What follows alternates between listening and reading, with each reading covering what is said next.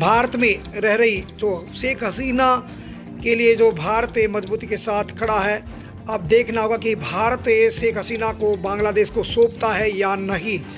Student हंगामे के दौरान जिस प्रकार की हिंसा फैली थी और हिंसा को दबाने के लिए जिस प्रकार का बल प्रयोग किया था, उसी के चलते जो शेख हसीना को फांसी की सज़ा सुनाई गई है।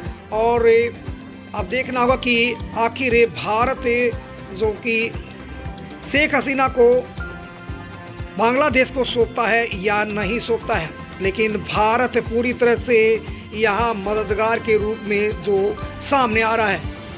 भारत जो कि न्याय के साथ हमेशा खड़ा रहता है और उसी के चलते शेख हसीना के लिए यदि राजनीति यहाँ पर जो बांग्लादेश में की जा रही थी, यदि बांग्लादेश में जिस प्रकार की राजनीति की जाती है या शेख हसीना जो किसी भी क्षेत्र में जो वो कसूरवार नहीं है, तो उस क्षेत्र में जो अलग अलग एक्ट के माध्यम से शेख हसीना के साथ जो भारत खड़ा है कि उस नज़रिए को अगर देखे जाए तो शेख हसीना के साथ यदि राजनीति की जाती है तो भारत उसकी मदद के लिए यहाँ पर खड़ा हो सकता है। और भारत बांग्लादेश को शेख हसीना नहीं सौंपेगा, क्योंकि जिस प्रकार की अगर उनके साथ राजनीतिक षड्यंत्र के तहत यदि उन्हें फांसी की सज़ा सुनाई गई है, उनके साथ इस प्रकार का जो अन्याय जो यदि किया जाएगा तो भारत शेख हसीना को नहीं सौंपेगा। इस प्रकार की जो बातें हैं वो सामने आ रही हैं। राजनीति का शिकार यदि शेख हसीना को बनाया जाता है तो भारत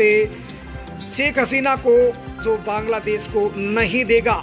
लेकिन फांसी की सज़ा सुनाने के बाद बांग्लादेश में आगजनी फैल गई है। Special report Ashok Bhardwaj.